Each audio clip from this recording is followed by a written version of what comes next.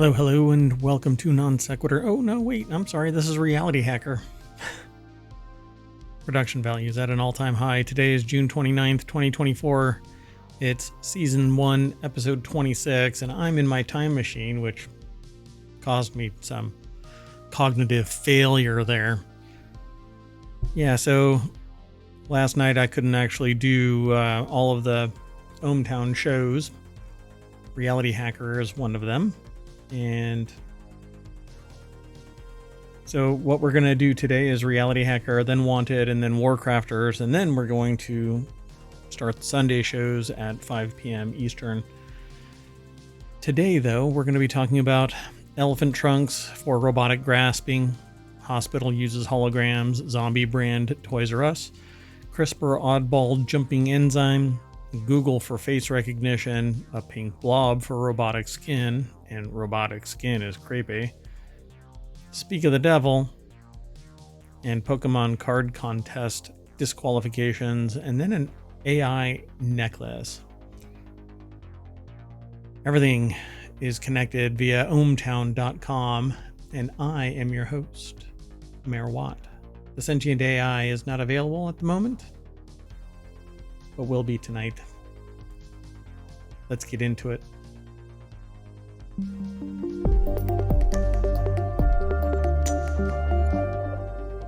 So I only have about an hour for each of the the time machine episodes. And so I'm going to kind of rifle through these with as little soapboxing as possible, but we'll see how long that lasts. The very first article is over in Technology Today.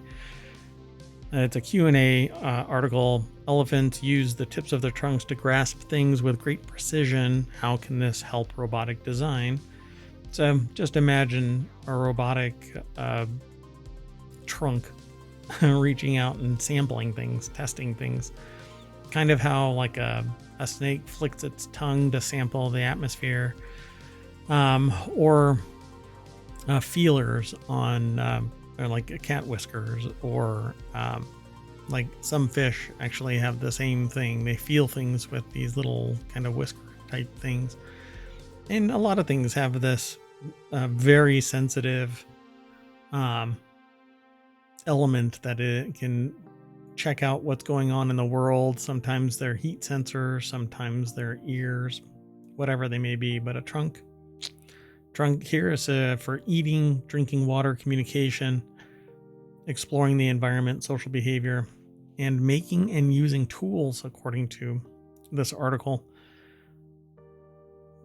The snippet continues with the trunk, which contains 6 muscle groups, is not only very strong, it can uproot a tree, which is it's kind of funny that in as many days I've heard that same statement. It can uproot a tree. But can it be used with great precision? I would say, yeah. Elephants use a number of techniques to grasp objects, including suction, pinching with the 2 fingers, which are these little like nubs at the end of their trunk, and wrapping the trunk around an object. So the article is over at Tech Explorer. Pauline Costas from The Conversation put the article together. I got this picture of a trunk on somebody's hand. I have way too much respect for wild animals.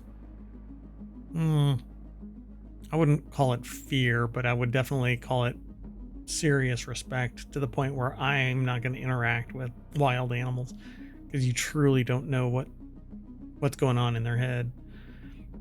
You might like the idea of it, but I said that I was going to do minimal soapboxing, so here we go. So what did you set out to study and why? In the research project, they studied the maximum pinching force exerted by the tip of the trunk of African savanna elephants, and the elephant's trunk is mainly composed of muscles, and it has no rigid structure, and has many nerves, giving it great power, precision, and sensibility.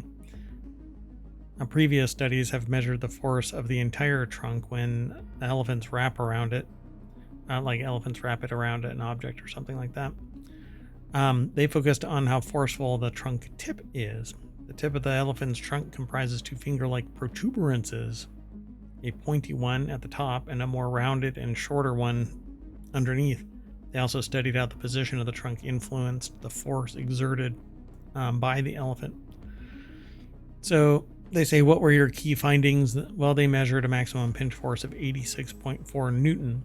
And a Newton is an international unit of measure for force, corresponding to the force that gives a mass of 1 kilogram, an acceleration of 1 meter per second squared. By comparison, the maximum pinch force between the thumb and index finger of humans is between 49 and 68. That seems pretty high, actually, but they must have research to it because they link to a Google citation, a Google Scholar citation to be specific. They said that they found the trunk tip is used to grasp objects with high precision but without great force. This is useful information for the future development of soft grippers of robots. Some robots have the ability to grasp objects, or if they are to carry out routine activities, soft grippers, the tool at the end of a robot's arms, are the most important component of grasping. So I don't know, although we don't have that much bite force between our thumb and index fingers, we have fingerprints, like grooves, ridges, and valleys, and that allows us to grab onto things. There are other elements in other animals, insects and whatnot, that have things that are at the damn near atomic level, subatomic level, like little hairs and stuff that allow like a spider to crawl upside down, or flies and whatnot. Even things that waver in the disruption of airflow, like a fly. So I think we're going to have to develop something closer to that. And there is something out there called gecko skin, which is this stuff that allows you to basically like grip onto vertical glass surfaces with relative ease and just kind of hang there. And then you have to peel your hand off. I don't know. We haven't written or seen anything about that for a while, so I don't know how legit it actually ended up being. So they talk about these soft grippers, and it'll be used in medicine, industry, research and exploration, agriculture. So how did they discover it? They created a device to measure the pinching force of an elephant's trunk tip. This was a box fitted with 2 force sensors connected to an electronic system, and the system recorded the force of the pinch and automatically released apples as rewards. So you pinch, you get a reward. All right, let's keep going though. The next article is over in Non Sequitur News. Hospital reportedly first in U.S. to use holograms for doctor-patient visits. Crescent Regional Hospital in Lancaster, Texas, is reportedly the first hospital in the United States to use a hologram system for some doctor-patient visits. Mary Kakatos over at abcnews.go.com put the article together. The deck statement says, hospital officials said the system could help doctors cut down on travel time. Well, telehealth kind of has been around for a while. I'm not sure about the hologram stuff. I mean, it has to be some seriously high resolution stuff for somebody to get a good knowledge of what's going on with the patient. Designed by a Dutch company though, HoloConnects. The display is 86 inches tall and only requires electricity and internet to connect, according to the company. The box has anti-glare glass and a transparent LCD screen for a life-size and realistic holographic display, as well as hi-fi speakers and multi-touch operating system, according to HoloConnect's website. The hologram features the image of people either in a pre-recorded video or in live real-time video. I'm not sure how they're actually doing this, but okay. It says there's so much artificial intelligence, robotic technology, so many things. Crescent Regional Hospital CEO Raji Kumar told ABC affiliate WFAA in Dallas, quote, I'm super excited of being able to bring some of this technology to North Texas. Yeah, so they're going to be using holograms. Sterling said he is hoping more hospitals will follow suit and roll out similar hologram programs. HoloConnects is working to deploy the HoloBox Mini, which is a 22-inch interactive touchscreen display and can be more easily transported. They don't really go into exactly how this all works, so I'll have to end up doing some, because right now holograms are simulations, particularly when on one side it is a 2D display, so a person would have to be scanned to create an actual functional 3D hologram, and it's not ever done in real time. All right, let's keep going though. I mean, there's context to that. Just want to make it abundantly clear that there's some serious context to this that I haven't run across yet. So I'll look into it and then I'll come back and report back out. The next article is over in Non Sequitur News. The owner of Toys R Us just used OpenAI's Sora to animate the zombie brand. Toys R Us, the toy store forever stuck in the 70s, seems to still be around, but it is a zombie brand. Not the deck statement, but the snippet that we have here in ohmTown is, do you have fond memories of Toys R Us back before private equity helped lay it to waste? If so, that's just singing the song that I have been singing for I don't know how long now. Had a conversation, as a matter of fact, it was yesterday, about exactly that basically mergers and acquisitions are the bane of competition and society growth and so many other things, that it's freaking ridiculous that antitrust isn't more robust. I mean, if a business can exist without the merger and acquisition, then sell it to the owners or sell it to the staff. Make it I don't know, there needs to be something else. And I understand why people sell their businesses. Sometimes they just see too much money and they want to walk. But when it's a private equity firm, they're not looking to, expand the operations and whatnot. They're basically trying to reap as much profit from it, suck it dry of its liquidity, and then sell it off in pieces. And that's basically Toys R Us and so many others, because they got to make their money back. And so they raise prices and cut staff and do everything to minimize the amount of time it takes to recover as much money as possible. And at the same time, rake in more money on top of it. So anyway, the article says, if so, I'm really curious what you think of this partially generated, AI generated video that the zombie brand is calling the first ever brand film using OpenAI's new text to video tool, Sora, which, give me a break. Yeah. That's like thumping your chest that you used a sheet of transparency paper and copied somebody's homework. It doesn't make any sense to be overly proud of it. Yeah, sure, you did it. But let's be real. You used OpenAI's Sora to animate a zombie brand instead of making sure that the brand comes back robust and in the 21st century. Sean Hollister is the author over at TheVerge.com. The deck statement says Toys R Us might be making a larger comeback too. Somehow, unless they've moved into the 21st century, I don't see it. If you ever went into a Toys R Us and thought that you were in a modern store, you might have been in the time machine. So OpenAI's Sora wowed the world in February with photorealistic videos created by generative AI. And again, well, wowed? I don't know. A lot of them kind of freak people out because they're kind of surreal. If you look too hard, you kind of get uncanny valley creeped out. Anyway, and again, when the company's CTO refused to say that Sora was getting its training information from. So where is it actually getting? YouTube is the going theory, apparently, which to me, fine. It's all publicly accessible and it's watching it. It's not recording it and then regurgitating it item by item. It's respinning it in its own context.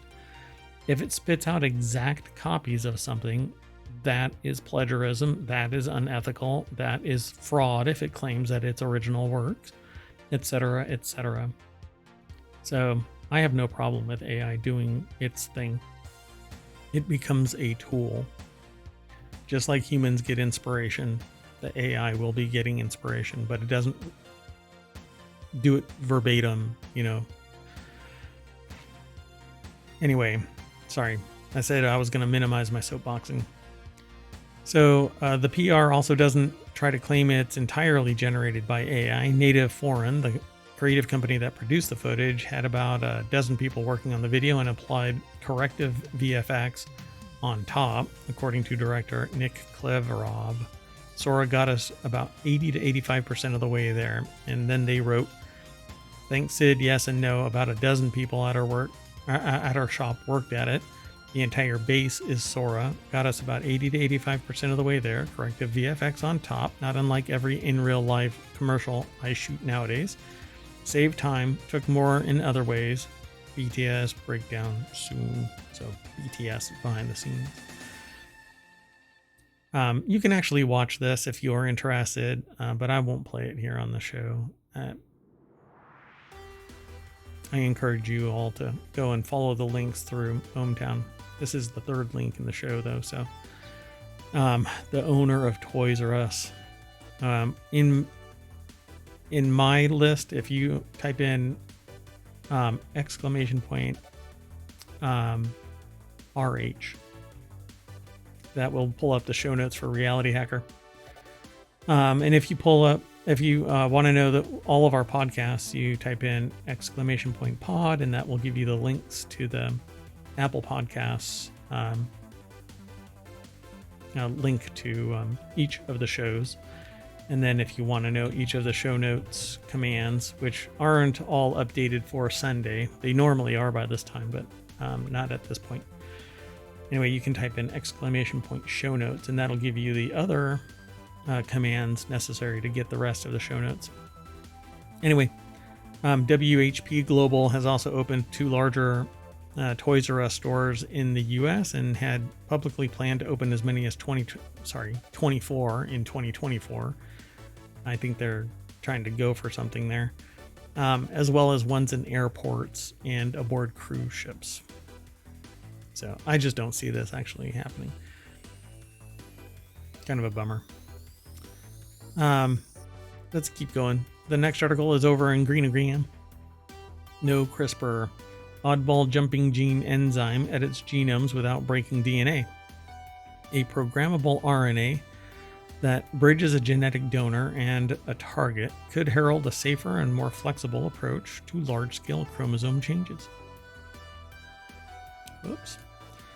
So the article is over at nature.com by Heidi Ledford.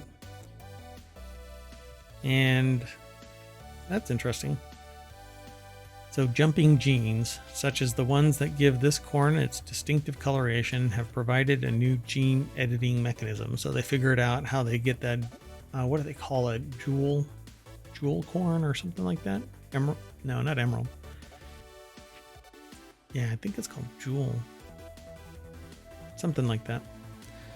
Anyway, so the technique described in 3 papers published this month in Nature and Nature Communications harnesses the natural ability of mobile genetic sequences called jumping genes to insert themselves into genomes. Guided by an RNA molecule called a bridge RNA or seq-RNA, the system has been shown to edit genes in a bacterium and in test tube reactions, but it also is still unclear whether it can be adapted to work in human cells. If it can, it could be revolutionary, a la CRISPR, owing to its small size and its ability to make genetic changes that are thousands of bases long, much larger than practical with the CRISPR-Cas9 genome editing system without breaking DNA. Quote, "If this works in other cells, it will be game-changing," says Sandro Fernandez Ataide. I'm not sure how to pronounce the last name. If you know how to, send me an email. Phonetically. Like, send the pronunciation phonetically, and I'll make sure that I never make that error again. A structural biologist at the University of Sydney in Australia and an author on the Nature Communications paper, quote, "It's opening a new field in gene editing." And it goes into greater detail, but I'm kind of time limited with the time machine. So let's keep moving through these articles, and you can follow the links. There's even a video to titled The Bridge Recombination Mechanism. Looks like it's going to be interesting what's going on. And because CRISPR has a limit on the size of the manipulations, this new design, this new mechanism could prove useful. Let's keep going. The next article is over in RealityHacker. Security news this week. Google is piloting face recognition for office security. This is going to be probably a really, I didn't log into my Wired account, so. Let's see. Wired learned this week that Amazon Web Services investigated claims that an AI search startup, Perplexity, may have violated the cloud company's rules by appearing to pull data from websites that have attempted to shield themselves from such scraping. I guess, the nuts and bolts of this article is the title. Google is piloting face recognition for office security. Just kind of seems weird. I don't know. I know that Google's intent originally was to catalog the entirety of the internet, but now it seems going beyond that, way beyond that. I mean, it's been going way beyond that for a while, but the cloud company says notorious Russian hacker group, APT29, attacked it. Chinese hackers use ransomware to hide their espionage campaigns, and a bank popular with startups discloses a cyber attack. So there's much more behind this, but I don't usually log in live, so I should have logged in. Sorry about that. That's okay, though. You can follow the link and check it out. The next article, we're getting into a couple of creepy articles here, so let's just jump into it. And for those of you out there who might think that this is a little too creepy, you might want to look away. So it's in Technology Today, which is one of our shows, but it's later tonight. That's the channel that it was aggregated into, but I decided to pull it into RealityHacker because this cute pink blob could lead to realistic robot skin. Someday we may have humanoid robots so real that they have skin that looks and feels and heals and moves just like ours. A team of scientists from the University of Tokyo and Harvard University are looking into how to make that happen. And we have synthetic versions of skin that have the same kind of mechanisms, but it's not real human skin. But this apparently is realistic robot skin. I'm not sure how it's mentioned. Oh, by the way, the corn that it was from the other article is calico corn or glass gem corn. Yeah, a bunch of stuff. Gem might be the one that I was really struggling for, the gem corn. Anyway, so these researchers, the process includes creating some pretty curious, partly terrifying and partly adorable experimental machines with skin. In their paper in Cell Reports Physical Science via TechCrunch, the researchers explained that current molding techniques used to create skin equivalents that can fit into 3D structures like robotic fingers perfectly do not have, I guess, certain capabilities. So let's go and check out this Engadget article. Mariella Moon is the author of this article. Researchers are experimenting with a method to attach synthetic skin to machines. This is straight out of Cyberpunk. That's creepy as hell. I guess some people would say that it's adorable. It's a 10 millimeter scale. So this thing is looking like it's about 50 millimeters by 50 millimeters, a little circle growing on gosh knows what. Anyway, they don't have a, so the robotic fingers don't have the mechanism that can fix the skin to the underlying subcutaneous layer. For their study, they used a technique called perforation type anchors, which is inspired by skin ligaments as a solution to that problem. So there's like little holes and it just kind of grows under it and grabs on. So simply put, skin ligaments keep our skin attached to the tissue and muscle underneath so it doesn't get loose and go all over the place like fabric on a mannequin whenever we move, or fabric on a human being for that matter. The team intends for the perforation type anchors to take the place of the ligaments in the machines and to demonstrate the method's effectiveness in attaching synthetic skin to a 3D object with intricate contours. The researchers molded fabricated skin equivalent onto a fake head. Oh my god, no. Oh no. Sorry, there's a animated GIF at the bottom of the article. While the result could come across as creepy for some, we think the cute pink blob looks like the moisturize me meme after it's been thoroughly moisturized, or a very ruddy and shiny Thomas the Tank Engine. I agree. Creepy. Multiple E's. Yes, I agree. Oof. Ooh. Well, it only gets kind of creepier from there because scientists in the next article, it's over in Warcrafters because it was aggregated from PC Gamer. Scientists create a face for robots out of cultured human cells, and it's something that the author wishes they could unsee. I agree. We're about to see, so again, brace yourself. Not sure, because we don't look at the articles beforehand. We see the little snippet, we see the title, but we have some experience in everything that we talk about to some degree, and a lot of it is connected, and that's part of this experience here in ohmTown. But we all know that science fiction films are literally just that, fiction. After all, it's not as if scientists are actively trying to create something that would look at home in a movie that involves cyborgs from the future blending in with humans, right? Well, we just saw in the previous article that there's a cute pink blob that now has attachments to what could be ligaments and muscles so that it could be made to smile and had synthetic eyes. Man, if you put everything that we've talked about into one android, one robot, and then we finally get AGI, this thing is going to be like a Terminator bot. It'll have everything human, but think like a robot at the speed of the robot. Man, at the speed of AI, it's just going to be wild. But we won't know until we try to pick it up, and it weighs 800 pounds and then tries to terminate people. Anyway, the article here continues. Well, when a team of bioengineers have made a mask out of living human skin cells to be worn by robots that can be made to smile, what else am I supposed to think? So this is starting to look like that other article, but with a different take on it. So let's find out. Yes, it is. Okay. So Nick Evanson, then these two, this article and the one before it, is kind of a riff off of the same thing.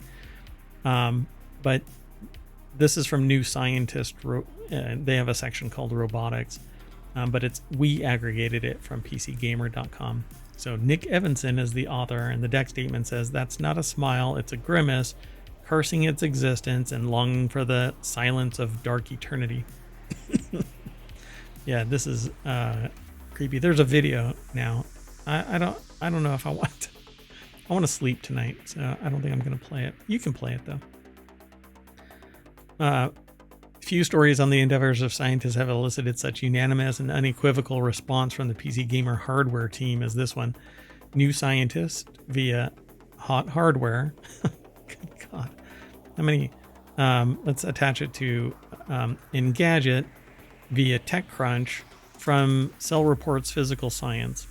It's the turducken of human attached skin being made to smile. That's the uncanny stare of It Follows or something like that, or Smile. If you've never seen those two, Anyway, horror movies. Anyway, sounds great. Yes, research into artificial flesh and skin could do wonders for those with serious injuries and the like. However, the goal of the particular team is to make robots appear more human-like and make them more approachable and friendly. Stop trying to make them human. Make them cute and approachable, but don't try to traverse the uncanny valley. It isn't a valley. There is no slight curve to it. The only way you're going to ever make a human is to make a human. Everything else is uncanny valley. But again, it's a cliff. There's no, it's a void into a yeah, there's nothing there. I think the uncanny valley is a misnomer. There is no valley. So leaving aside the nightmare-inducing robot faces, there's some really good science going on behind all of this, and it's hard not to be impressed with what the team has done. If artificial skin and flesh can be perfected, then it's not just the world of surgery that can benefit, but also cosmetics, pharmaceutical research into drugs administered via the skin, etc. Yes, I totally agree with everything about this article, and I'd probably say everything about this article. But I would augment that article with stop trying to make robots human. You know, we can anthropomorphize all day long. You know, somebody will marry a toaster because they fell in love with something that keeps them warm and they like crispy. I don't know. Let's keep going. Next article is over in Non Sequitur News. Robots keep getting creepier. And I think this is a third one. Because again, we don't, I'm just going to rush on through. It is. But this one has this other attachment. So the article is over at Business Insider. Robots keep getting creepier. Juarez Yip, I think is their name. It actually shows what this kind of a collagen mask looking thing on a robot face. And they're kind of pulling on its cheek, like pinching its cheek on the left photo. And on the right photo is the one from the previous two articles. So I guess I was on a roll when I selected all of these, because all I did was select them based off of the little snippet in the headline. So researchers unveiled a smiling humanoid robot with lab-grown, self-healing skin. Oof. The team from University of Tokyo used collagen gel to bond living skin tissue to 3D models. And the researchers said it could benefit cosmetics industry and help train plastic surgeons.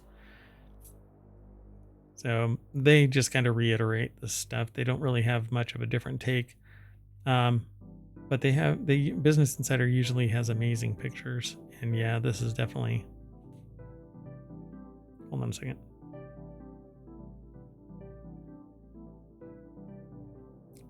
Yeah, for a moment there, I thought maybe I actually knew the researcher, but no. I would have been blown away if this would have been the person that I know. Small world. Close to 35 years later, I run into somebody in an article that I knew. Anyway, so they said that by using a special collagen gel for adhesion, they could attach it to anything. Particularly, it's this little... I'll go back to the previous article, actually. It's this little foundation area underneath it, and they bond the two together, and stuff goes down into those little holes and grabs on, adheres, and then you can control it just like muscle and ligaments. All right, I'm just going to jump onto the next article because there isn't going to be much more to this. Although this is, I think, the first one that's actually made the mention that this is just the latest development in humanoid robotics, which aims to mimic humans' appearance and functions, sometimes falling into the uncanny valley. I think that it should be uncanny black hole. Let's keep going, though. The next article is over on the Warcrafters channel.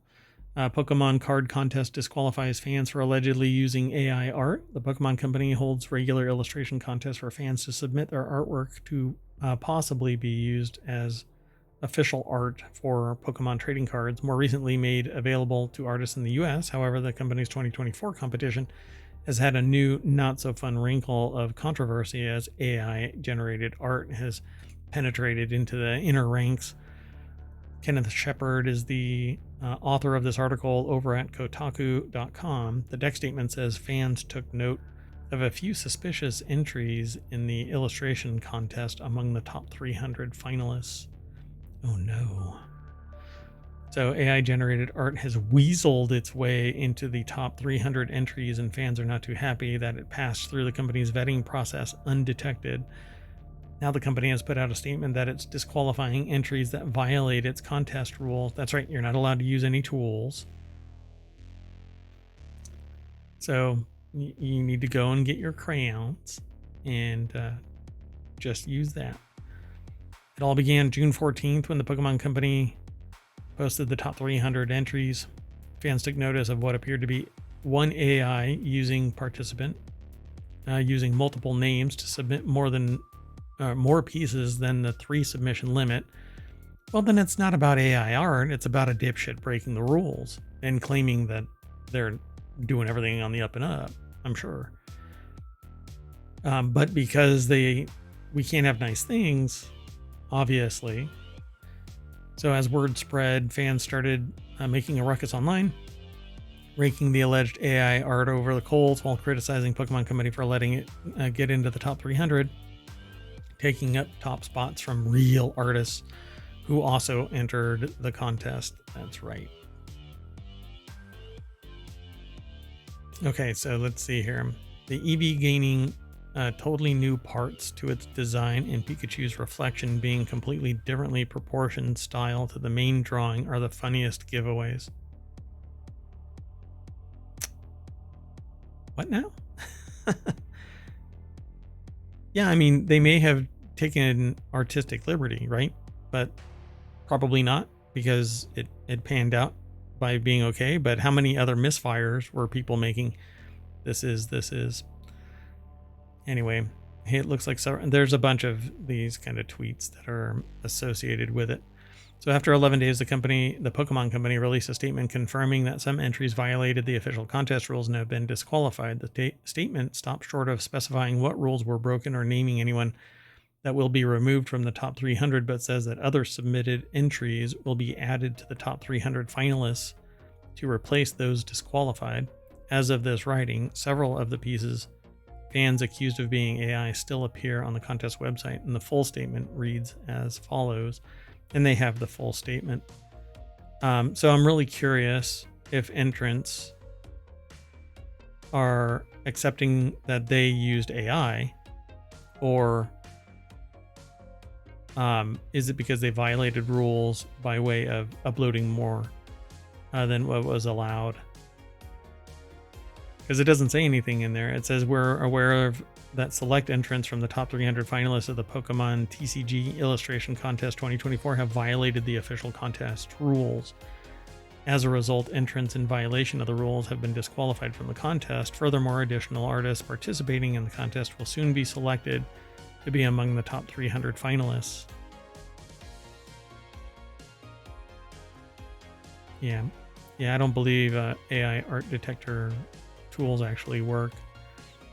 The use of AI art has been encroaching on pretty much every creative medium of late, from video games, trading cards, big companies leaning on AI, etc., etc., etc.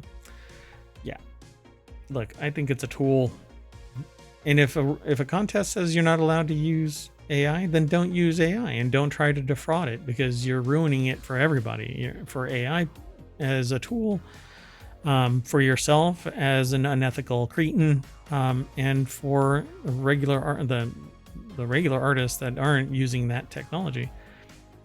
You're kind of, I don't know how to, you're just ruining it for them. So anyway, let's keep going. Not everybody has the ability to sit for hours and hours and hours. It's not necessarily about skill. It's about somebody wanting to be able to do whatever they want to do and not sit there and have to forego every other thing in life so that they develop their artistic skills. But that's why I say, if the rules stipulate that you cannot use AI, don't freaking use AI and don't submit anything. Plain and simple. It's fraud. If it says you're not allowed to use AI and you use AI, it's fraud. When you claim that it's not AI. Come on, don't be a dipshit. Anyway, the next article is over in RealityHacker this AI necklace is one of the weirdest wearables that the author has seen. It's over at Digital Trends. The article's snippet is the world of wearables has more than its fair share of unusual products, but this Friend AI necklace may be one of the strangest yet. When you click the link, you get taken over to Digital Trends, Indie Boxall. I put the article together, and this is a weekly show, so some of these articles are from between last Saturday after, I think like 2 p.m. I think is our cutoff, something like that. And then today. So, and today being Saturday.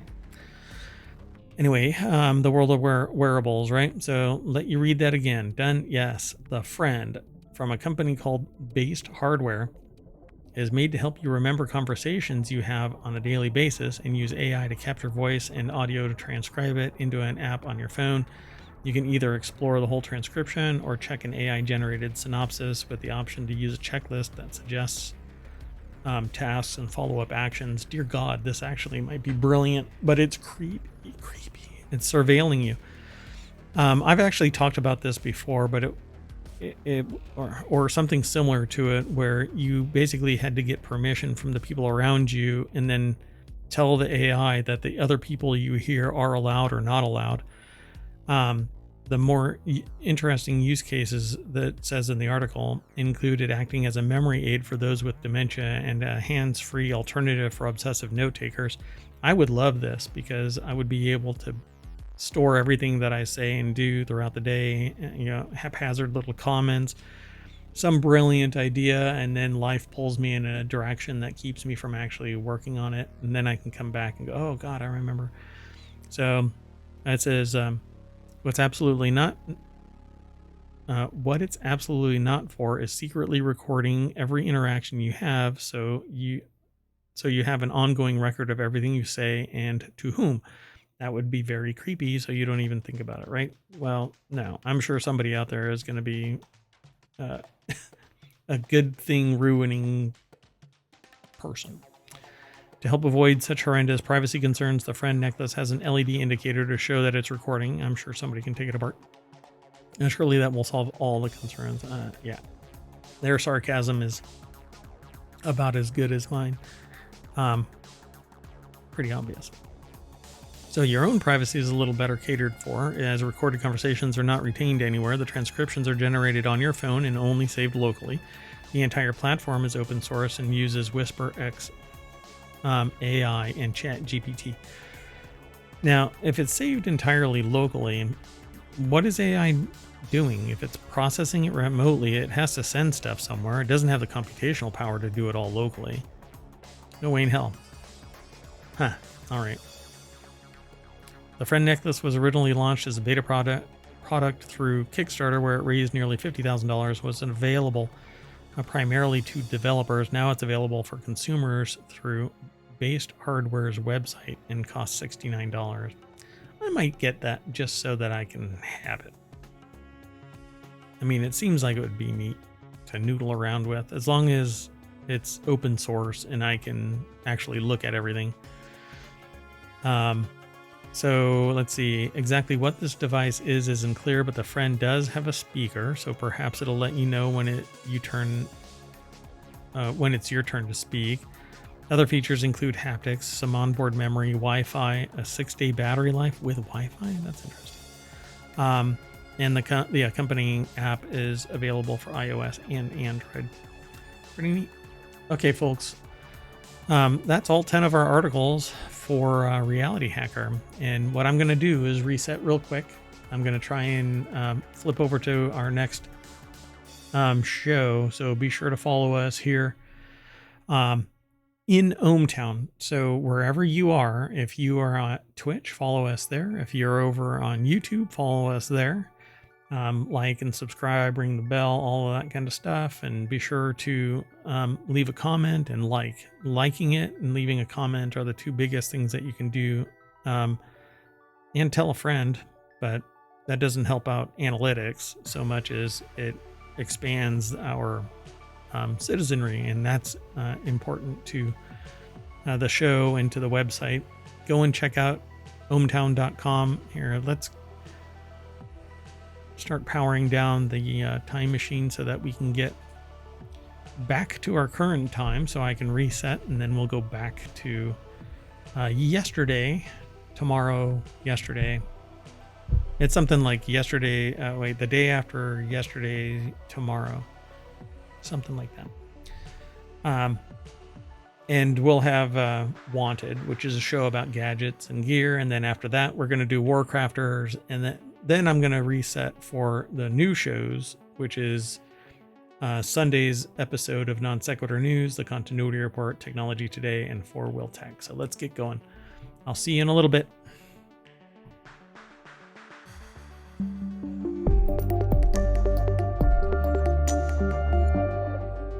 Why doesn't this automatically play the outro? See ya, everybody.